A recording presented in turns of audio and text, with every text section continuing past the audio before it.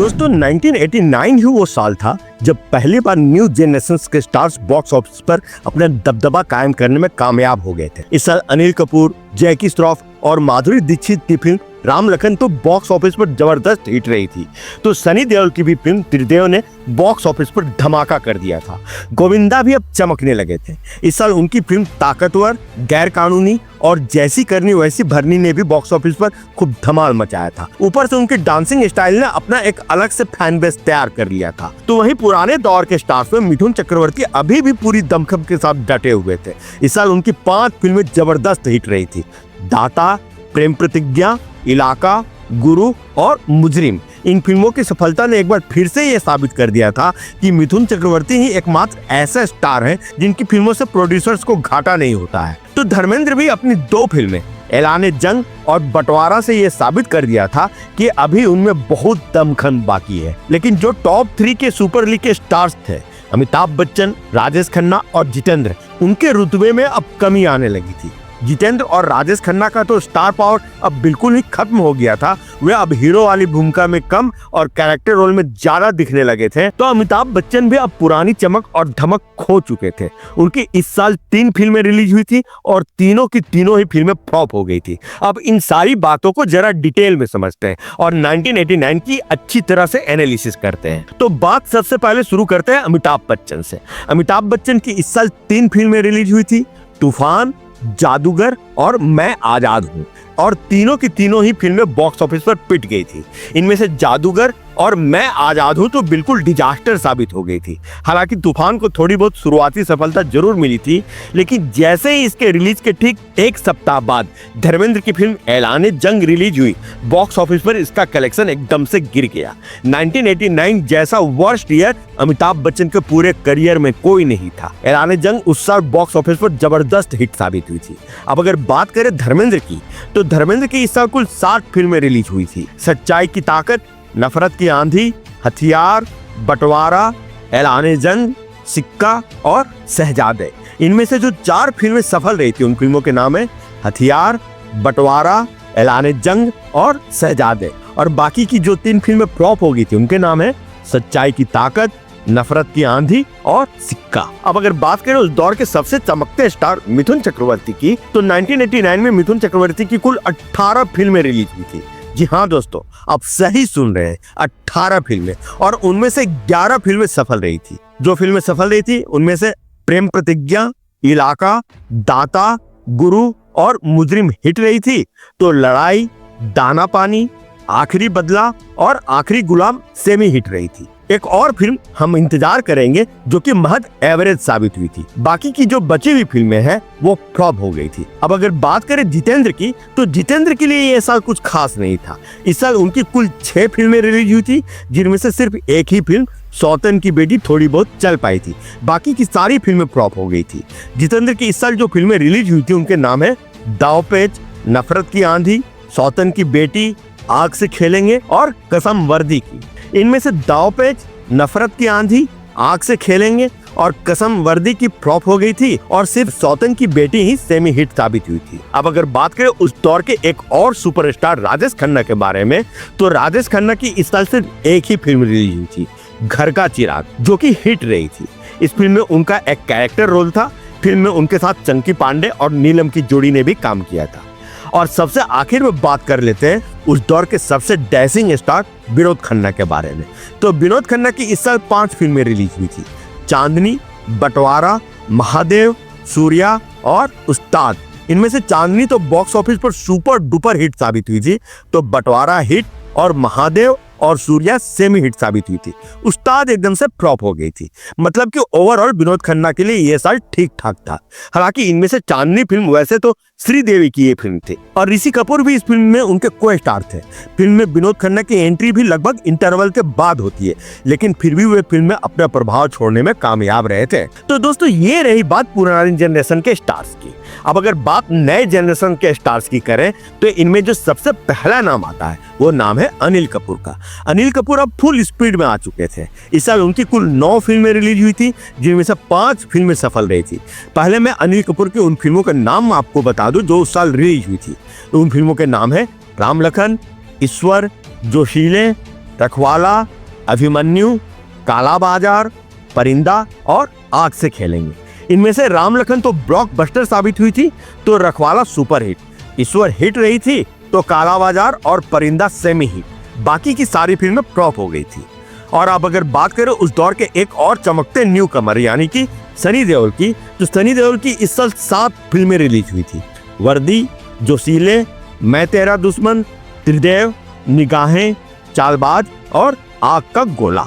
इनमें से त्रिदेव तो सुपर डुपर हिट साबित हुई थी, तो वर्दी और चालबाज हिट, मैं तेरा दुश्मन और आग का गोला बिलो एवरेज रही थी, तो बाकी की 2 फिल्में जोशीले और निगाहें फ्लॉप हो गई थी। जोशीले में तो उनके साथ अनिल कपूर, श्रीदेवी और मीनाक्षी सिसाद्री जैसी बड़ी स्टार कास्ट थी, और फिल्म का निर्देशन भी मिस्टर इंडिया वाले शेखर कपूर ने किया था। हालांकि कुछ विवाद होने की वजह से वे फिल्म निर्माण के बीच में ही हट गए थे, जिससे ये फिल्म कुछ डिले हो गई थी, और फिर जैसे तैसे फिल्म बनकर तैयार हुई, लेकिन तब तक ये फिल्म अपना चार्म खो चुकी थी, जिससे कि फिल्म फ्लॉप हो गई। तो वही निगाहें फिल्म तो श्रीदेवी की सुपरहिट फिल्म नगीना के तर्ज पर बनाई गई थी, और उस फिल्म का प्रचार भी नगीना पार्ट 2 के तौर पर किया गया था। हालांकि वे फिल्म भी फ्लॉप हो गई थी। हाँ, उनकी श्रीदेवी के साथ की फिल्म चालबाज जरूर हिट रही थी, लेकिन वो सिर्फ श्रीदेवी की फिल्म थी, और उस फिल्म में श्रीदेवी ने क्लास की कॉमेडी की थी। फिल्म अभी भी देखो तो फुल एंटरटेनमेंट देती है। अब अगर बात करें संजय दत्त की, तो संजय दत्त की इस साल कुल 6 फिल्में रिलीज हुई थी। 2 कैदी, हथियार, इलाका, ताकतवर, हम भी इंसान हैं और कानून अपना अपना। इनमें से इलाका, ताकतवर और कानून अपना अपना तो हिट रही थी, तो वहीं 2 कैदी और हथियार सेमी हिट, सिर्फ हम भी इंसान है बिलो एवरेज साबित हुई थी। इनमें से कानून अपना अपना में दिलीप कुमार और नूतन जैसे बड़ा कलाकार भी शामिल थे, और हीरोइन थी माधुरी दीक्षित। अब तक माधुरी दीक्षित इतनी पॉपुलर हो गई थी कि फिल्म के पोस्टर्स में अब उनको प्रमुख स्थान दिया जाने लगा था। तेजाब और फिर राम लखन के बाद उनकी पॉपुलैरिटी अब चरम पर जा पहुंची थी। अब अगर बात करें गोविंदा की, तो गोविंदा की इस साल 14 फिल्में रिलीज हुई थी, जिनमें से 8 फिल्में सफल और 6 फिल्में असफल रही थी। जो फिल्में सफल रही थी उन फिल्मों के नाम है ताकतवर, गैर कानूनी, जैसी करनी वैसी भरनी, पाप का अंत, 2 कैदी, आसमान से ऊंचा, फर्ज की जंग और घराना। इनमें से ताकतवर तो बॉक्स ऑफिस पर हिट साबित हुई थी, तो गैर कानूनी और जैसी करनी वैसी भरनी सेमी हिट, पाप का अंत, 2 कैदी, आसमान से ऊंचा, फर्ज की जंग और घराना महज एवरेज रही थी। बाकी की 6 फिल्में सच्चाई की ताकत, दोस्त गरीबों का, बिल्लू बादशाह, जंगबाज, जेंटलमैन और आखिरी बाजी फ्लॉप हो गई थी। अब अगर बात करें जैकी श्रॉफ की, तो जैकी श्रॉफ की इस साल कुल 9 फिल्में रिलीज हुई थी, जिनमें से 2 फिल्में ब्लॉकबस्टर साबित हुई थी, तो एक फिल्म हिट, एक सेमी हिट और 2 फिल्में एवरेज साबित हुई थी। बाकी की 3 फिल्में फ्लॉप हो गई थी। जो 2 फिल्में ब्लॉकबस्टर साबित हुई थी, इन फिल्मों के नाम है राम लखन और त्रिदेव, और जो फिल्म हिट रही थी उस फिल्म का नाम है वर्दी, और जो फिल्म सेमी हिट रही थी उस फिल्म का नाम है काला बाजार, और जो 2 फिल्में महज एवरेज साबित हुई थी उन 2 फिल्मों का नाम है परिंदा और मैं तेरा दुश्मन, और बाकी की जो 3 फिल्में फ्लॉप हो गई थी उन फिल्मों के नाम है सच्चे का बोलबाला, हम भी इंसान हैं और सिक्का। इनमें गौर करने वाली बात यह है कि इनमें से लगभग सभी फिल्मों में वे सेकंड लीड रोल प्ले कर रहे थे, यानी कि वे अब शशि कपूर और शत्रुघ्न सिन्हा की जगह लेने लगे थे, जो अमिताभ बच्चन और धर्मेंद्र की ज्यादातर फिल्मों में सेकंड लीड रोल प्ले किया करते थे। अब अगर बात करें रिसेंटली लॉन्च हुए आमिर खान के बारे में, तो आमिर खान की इस साल सिर्फ 2 ही फिल्में रिलीज हुई थी, राख और लव लव लव। इनमें से राख तो लीक से हटकर फिल्म थी, और शायद ये क़यामत से क़यामत तक के पहले ही बननी शुरू हुई थी, इसलिए इसका ना चलना तो थोड़ा समझ में आता भी है। लेकिन लव लव लव तो इनकी क़यामत से क़यामत तक के बाद की फिल्म थी, और इस फिल्म में उनकी हीरोइन जूही चावला भी थी, लेकिन ये फिल्म भी फ्लॉप हो गई थी। अब बात करते हैं 1989 की, जो सबसे बड़ी डिस्कवरी थी, या यूं कह लें कि जो सबसे बड़ी फिल्म थी उस फिल्म के बारे में। उस फिल्म का नाम है मैंने प्यार किया, और जो सबसे बड़ी डिस्कवरी थी उस हीरो का नाम है सलमान खान। यह फिल्म साल के सबसे आखिर में यानी कि 29 दिसंबर को रिलीज हुई थी, और रिलीज होते ही यह फिल्म बॉक्स ऑफिस पर छा गई थी, क्योंकि इसके गाने फिल्म के रिलीज होने के पहले काफी पॉपुलर हो चुके थे। ऊपर से राष्ट्रीय वालों की कुछ खास तरह की रिलीजिंग स्ट्रेटजी होती है, जिसकी वजह से फिल्म बूम कर जाती है, और ठीक वैसा ही हुआ इस फिल्म के साथ भी। फिल्म जैसे ही रिलीज हुई, फिल्म वैसे ही सुपर हिट हो गई, मानो लोग जैसे इस फिल्म का इंतजार कर रहे हो।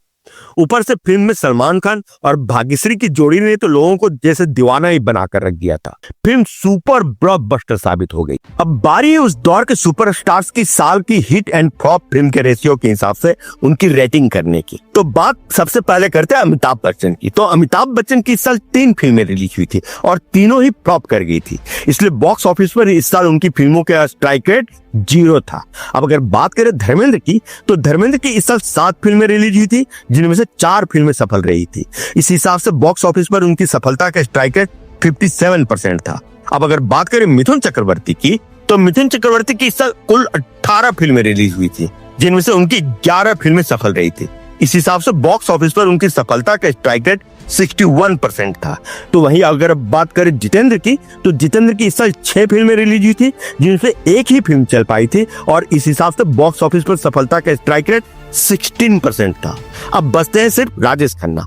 तो राजेश खन्ना की इस साल सिर्फ एक ही फिल्म रिलीज हुई थी, घर का चिराग, जो कि बॉक्स ऑफिस पर हिट रही थी। इस हिसाब से बॉक्स ऑफिस पर उनकी सफलता का स्ट्राइक रेट 100% था। तो इस हिसाब से अगर इन स्टार्स की रैंकिंग करूं, तो सक्सेसफुल फिल्मों के नंबर के हिसाब से इस साल 11 सफल फिल्मों के साथ नंबर 1 पर थे मिथुन चक्रवर्ती, तो 4 सफल फिल्मों के साथ नंबर 2 पर थे धर्मेंद्र। तो वहीं एक सफल फिल्मों के साथ तीसरे नंबर पर थे राजेश खन्ना और जितेंद्र।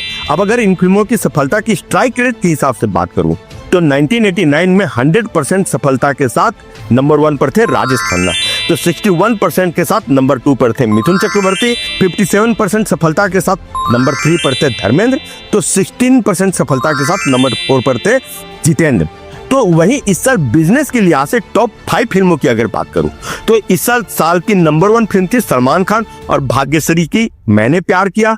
तो नंबर 2 पर थी अनिल कपूर, माधुरी दीक्षित और जैकी श्रॉफ की राम लखन। नंबर 3 पर थी श्रीदेवी, ऋषि कपूर और विनोद खन्ना की चांदनी।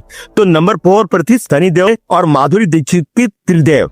और नंबर 5 पर थी धर्मेंद्र और विनोद खन्ना की बंटवारा। तो इस हिसाब से अगर देखें, तो इस साल नंबर 1 पर थे सलमान खान, नंबर 2 पर थे अनिल कपूर और माधुरी दीक्षित और नंबर 3 पर थी श्रीदेवी। अब सबसे आखिर में बारी है साल की कुछ हाइलाइट्स शेयर करने की। तो इस साल की पहली जो सबसे खास बात थी वो ये थी कि इस साल हीरोइनों में माधुरी दीक्षित ने श्रीदेवी को जोरदार टक्कर दिया था। अब माधुरी दीक्षित का सिक्का चल चुका था, लोग उनकी वजह से भी अब फिल्में देखने जाने लगे थे। उनकी पॉपुलैरिटी का अंदाजा आप इसी बात से लगा सकते हैं कि इस साल की टॉप 10 फिल्मों में से 6 फिल्मों की हीरोइन माधुरी दीक्षित ही थी। उन फिल्मों के नाम है राम लखन, त्रिदेव, प्रेम प्रतिज्ञा, इलाका, परिंदा और मुजरिम। हालांकि श्रीदेवी अभी भी जरूर नंबर 1 हीरोइन बनी हुई थी। इस साल वे भी टॉप 10 की फिल्मों में से 3 फिल्मों की हीरोइन वही थी, चांदनी, चालबाज और गुरु। और सबसे खास बात यह कि इनमें से 2 फिल्मों में वे लीड रोल प्ले कर रही थी, जिनमें वे मेन रोल प्ले कर रही थी। उन फिल्मों के नाम है चांदनी और चालबाज।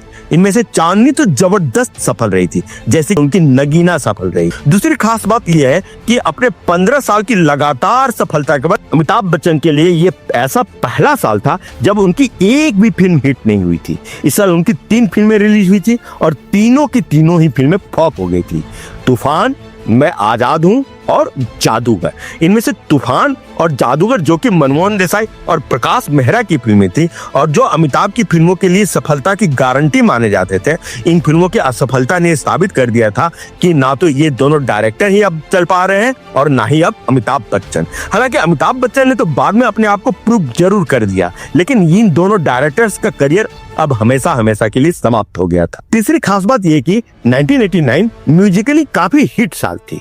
इस साल की कुछ फिल्मों में तो जैसे कमाल की म्यूजिक थी, मैंने प्यार किया, चांदनी, राम लखन, बंटवारा, ईश्वर, दाता और त्रिदेव के तो क्या ही कहने थे। ऊपर से लाल दुपट्टा मलमल का और क़यामत से क़यामत तक के गाने तो अभी भी चार्ट बस्टर बने हुए थे।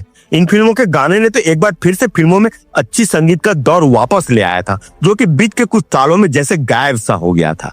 और सबसे अंत में इस साल दिग्गज म्यूजिक कंपोजर और प्लेबैक सिंगर हेमंत कुमार की मृत्यु हो गई थी। 26 सितंबर 1989 को उन्होंने हमेशा हमेशा के लिए इस दुनिया को अलविदा कह दिया था। उन्होंने हिंदी और बांग्ला फिल्मों के लिए अनगिनत हिट और अच्छे गाने गाए थे। तो दोस्तों, ये रही कहानी साल 1989 की। ये कहानी आपको कैसी लगी हमें कमेंट बॉक्स में लिखकर जरूर बताएं। साथ ही इस साल की फिल्मों के बारे में आपको भी अगर कुछ कहना हो तो वो भी हमें जरूर लिखें। और हाँ, चलते चलते आप लोगों से वही छोटी सी रिक्वेस्ट कि अगर आप लोगों ने अभी तक इस वीडियो को लाइक और चैनल को सब्सक्राइब नहीं किया है तो आप उसे अभी के अभी जरूर कर लें। हम आपके लिए ऐसी ही जानकारी से भरपूर वीडियो लाते ही रहते हैं। तो फिर मिलते हैं अगले वीडियो में किसी नए टॉपिक के साथ। तब तक के लिए आप सभी को आपके दोस्त और होस्ट आकाश वर्मा की तरफ से प्यार भरा नमस्कार। आप देख रहे हैं एनकेडी अड्डा, दिल से फिल्मी।